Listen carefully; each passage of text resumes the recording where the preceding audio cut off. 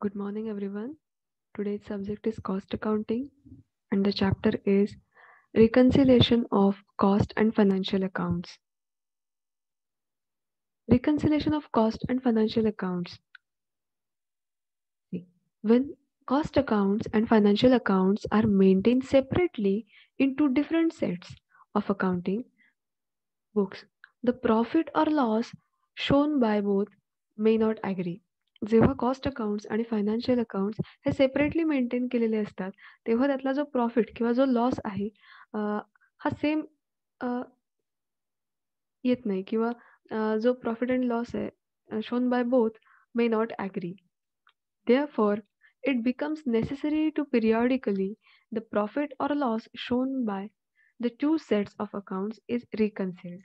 मग त्यामुळेच काय केलं तर reconciliation of cost and financial accounts आपल्याला इथे प्रिपेअर करावं लागतं.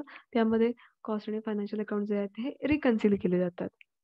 The reconciliation statement or memorandum reconciliation account is prepared for showing the reason for difference between results disclosed by cost and financial accounts. मग या दोघांमधले जो काही प्रॉफिट किंवा loss होते मग यामध्ये डिफरन्स काय आहे तर तो डिफरन्स जो आहे किंवा त्या डिफरन्सचे जे रिझन्स आहेत की कशामुळे हा डिफरन्स येतोय हे आपल्याला reconciliation of cost and financial अकाउंट्समध्ये बघायला मिळणार आहे. The need for reconciliation of cost and financial accounts.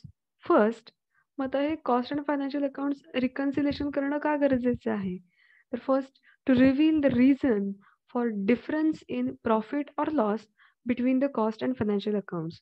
मग हे जे cost and financial accounts separately prepare केले जातात यामध्ये जो काही प्रॉफिट किंवा लॉस येतोय या दोघांमध्ये डिफरन्स येण्याचं रिझन काय आहे किंवा त्याचं कारण काय आहे हे रिकन्सिलेशन स्टेटमेंट दिसून येतं. Then to check the arithmetical accuracy of both set of accounts as well as detect the errors and omissions committed in accounts. मग यामध्ये अॅरिथमॅटिक ॲक्युरसी किती आहे ही दोघांमध्येही चेक केली जाते ॲज वेल ॲज त्यामध्ये जे काही एरर्स काही चुका होत असतील ओमिशन काही गोष्टी आहेत ज्या रेकॉर्ड करून त्यामध्ये शो करायच्या राहून गेल्या असतील ओमिट झाल्या असतील देन तर अशा चुका किंवा काही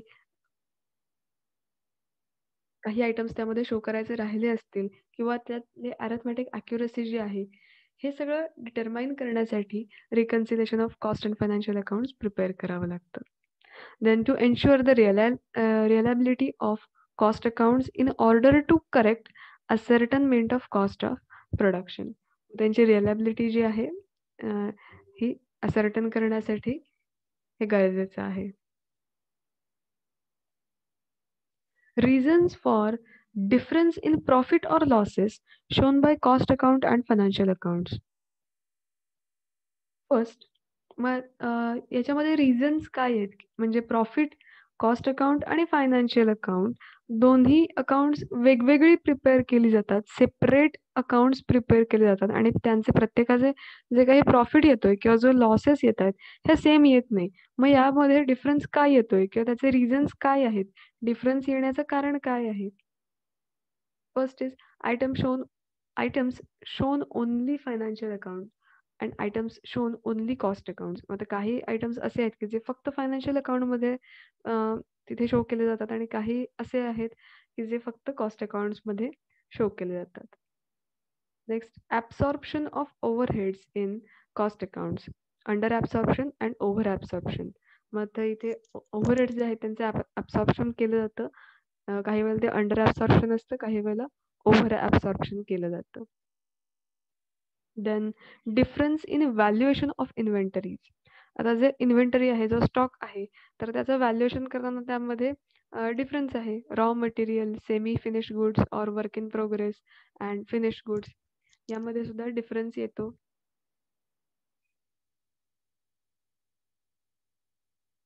next is items or incomes shown only financial accounts only. आता हे काही आयटम्स आहेत किंवा हे इन्कम्स आहेत की जे फक्त फायनान्शियल अकाउंट्समध्येच रेकॉर्ड केले जातात हे कॉस्ट अकाउंटमध्ये रेकॉर्ड केले जात नाहीत. मग असे कोणते कोणते आयटम्स आहेत इथे तर profit on sale of investments or asset.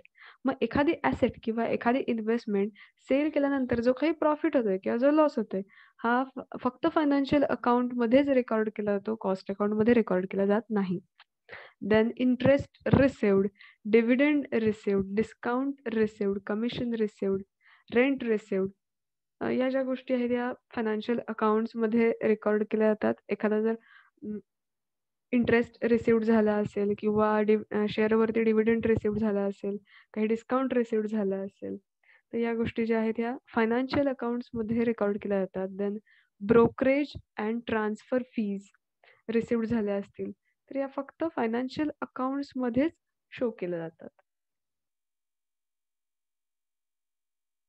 Then loss on sale of investment.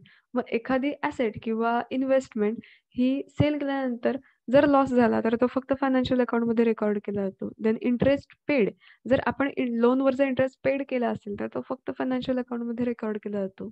Then penalties, fine, damages paid as per law, then appropriation of profit, त्यामध्ये provision for tax, transfer to reserve, then dividend paid, goodwill, preliminary expenses, discount on issue of shares or debentures, or etc. written off. आता जो interest आहे हा paid केला असेल हा financial अकाउंटमध्ये record केला जातो. जर पेनल्टीज, फाईन किंवा डॅमेजेस असतील तर ते पेड केले असतील, फाईन पेड केला असेल किंवा एखादी पेनल्टी पेड केली असेल, हे फक्त फायनान्शियल अकाउंटमध्येच रेकॉर्ड केले जातात. हे जे एक्सपेन्सेस आहेत ते. Then appropriation of profit, provision for tax, जर काही प्रोव्हिजन असेल टॅक्सची तर ती पेड केली जाते. Transfer to reserve, then dividend paid केला असेल तर या गोष्टी फायनान्शियल अकाउंटमध्ये रेकॉर्ड केल्या जातात. देन गुडविल रिटर्न ऑफ केलं असेल किंवा प्रिलिमिनरी एक्सपेन्सेस किंवा discount on issue of shares or debenture हे जर रिटर्न ऑफ केले असतील, हे फक्त फायनान्शियल अकाउंटमध्येच रेकॉर्ड केले जातात. तर आपल्याला हे आयटम्स किंवा हे जे एक्सपेन्सेस आहेत हे लक्षात घ्यायचे. आता काही असे आयटम्स आहेत की जे फक्त कॉस्ट अकाउंट्समध्येच रेकॉर्ड केले जातात. First is notional rent of on premises, then notional salary of proprietor, depreciation on asset having or negligible book value, having nil or negligible book value, then interest on capital employed in production but not actually paid. तर हे जे आहेत expenses हे फक्त cost अकाउंटमध्ये record केले जातात.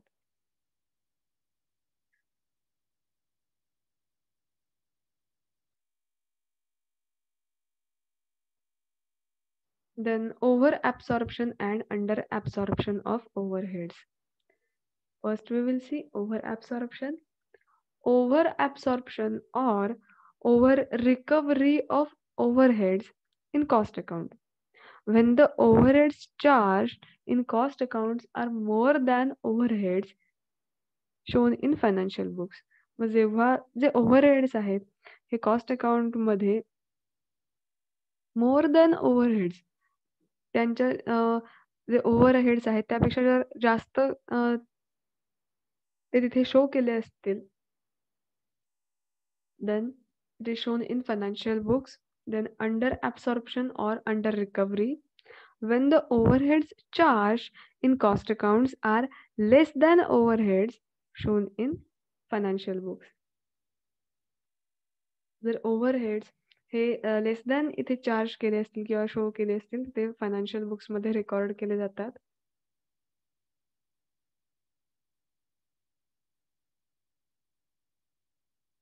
Overvaluation or undervaluation of inventories or stock. Valuation of raw material. आता स्टॉकचं जर ओव्हर व्हॅल्युएशन किंवा अंडर व्हॅल्युएशन झालं असेल तर इथे कशा प्रकारे त्याचे इफेक्ट पडतील. Valuation of raw material. In financial books stock is valued at cost or market value which ever is lower. आता नॉर्मली फायनान्शियल बुक्समध्ये जो स्टॉक आहे हा कशा प्रकारे व्हॅल्यू केला जातो तर त्याची जी कॉस्ट आहे किंवा मार्केट प्राइस या दोघांमधली जी लेसर अमाऊंट असेल, जी लोअर अमाऊंट आहे ही रेकॉर्ड केली जाते. In cost accounts, stock is valued on the basis of FIFO, LIFO, weighted average method or any other method. मग कॉस्ट अकाउंटमध्ये कसा स्टॉक व्हॅल्यू केला जातो, तर first in first out method किंवा last in first out method किंवा weighted average method or any other method. Different method may be adopted in financial account and cost accounts leading to difference profit. मग याच्यामुळेच profit मध्ये difference येतो because financial books मध्ये जो stock आहे हा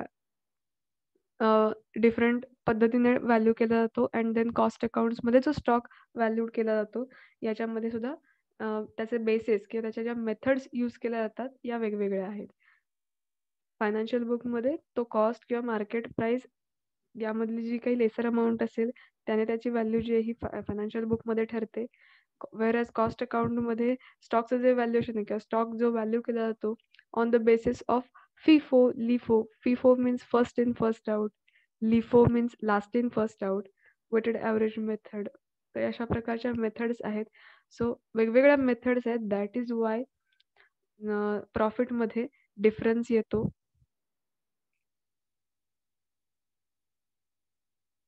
Next is work in progress. It may be valued at prime cost or factory cost or cost of production. Then different bases may be adopted by financial accounts and cost accounts, creating difference in profit. The work in progress may be valued at prime cost or factory cost of or cost of production. Prime cost म्हणजे कशी calculate केली जाते, ते direct material, direct wedges, direct expenses यांच्या total करून prime cost जी आहे ही मिळते. Then factory cost, prime कॉस्टमध्ये फॅक्टरी कॉस्ट जी आहे ही ॲड केली जाते किंवा cost of production. Work in progress याप्रमाणे व्हॅल्यू केलं जातं. Different basis may be adopted in financial accounts. आता फायनान्शियल अकाउंटमध्ये वर्क इन प्रोग्रेस जे आहे याचं व्हॅल्युएशन करायला डिफरंट मेथड्स यूज केल्या जातात. दॅट इज वाय दोघांमधलं कॉस्ट अकाउंटमध्ये आणि फायनान्शियल अकाउंटमध्ये दोघांमध्ये प्रॉफिट किंवा लॉस जो आहे त्यामध्ये डिफरन्स हा येतो. Then finished goods. In financial books, finished goods is valued at cost or market value whichever is lower. Financial बुक्समध्ये किंवा फायनान्शियल अकाउंट्समध्ये फिनिश्ड गुड्स जे आहेत हे कशा प्रकारे व्हॅल्यूड केले जातात, तर कॉस्ट और market price whichever is lesser. Cost किंवा मार्केट प्राइस जी आहे यामधली लेसर अमाऊंट जी असते ती तिथे रेकॉर्ड केली जाते. इन कॉस्ट बुक्स और cost accounts, finished goods is valued at cost or market value whichever is lesser. Cost अकाउंटमध्ये पण सेम मेथड यूज केलेली आहे. Different methods may be adopted in financial accounts and cost account causing difference in profit. Abnormal gains and losses are usually not showing in cost account or may be show in costing profit and loss account. Normally abnormal gain किंवा जे losses आहेत हे cost अकाउंट्समध्ये usually तिथे show केले जात नाहीत. In financial books these are shown in profit and loss account. पण फायनान्शियल बुक्समध्ये हे जे ॲबनॉर्मल गेन्स आहेत किंवा जे लॉसेस आहेत हे प्रॉफिट अँड लॉस अकाउंटमध्ये रेकॉर्ड केले जातात. Examples: abnormal wastage of material, then loss by theft, fire, loss by accident, cost of abnormal idle time etcetera. आता रिकन्सिलेशन ऑफ फायनान्शियल स्टेटमेंट्समध्ये आपल्याला जो प्रॉफिट आहे हा दिला जातो आणि त्या प्रॉफिटमध्ये काही आयटम्स आपल्याला ॲड करायचे असतात, काही आयटम्स आपल्याला लेस करायचे असतात. First we will see starting with the financial profit. जर प्रॉफिट फायनान्शियल अकाउंटचा प्रॉफिट दिला असेल मग त्यामध्ये ॲड काय काय करायचे, तर add expenses, losses debited in financial accounts, then undervaluation of closing stock in financial books, under absorption of overheads in cost accounts, then overvaluation of opening stock in financial books and excess depreciation charged in financial books.